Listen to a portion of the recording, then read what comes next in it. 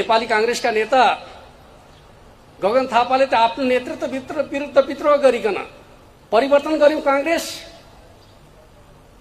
भनेर हिँड्नु भएको थियो त।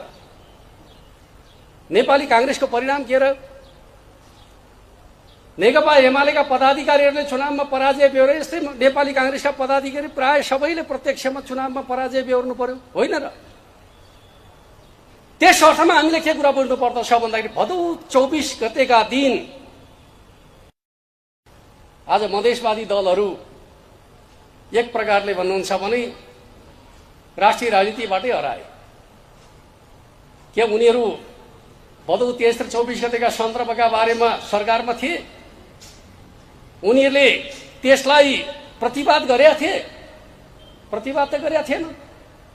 तर पनि अहिलेको राजनीतिक घटनाक्रम हेर्ने हो भने हामीले के कुरा बुझ्नु पर्दछ भनेर भन्दाखेरि यो एक प्रकारले भने नेपालमा लोकतन्त्रको आधार स्तम्भका रूपमा रहेका, नेपाली सार्वभौमसत्ताको जग्गरमा खडा भएका र नेपाललाई भू राजनीतिक द्वन्द्वबाट पृथक राख्ने नीतिका हिमायतीहरू माथि प्रहार थियो भन्ने कुरालाई हामीले बिर्स्यौं भने हामीले नेपालको राजनीतिलाई सही दिशा दिन सक्दैनौं भन्ने कुरालाई बुझ्नु पर्दछ।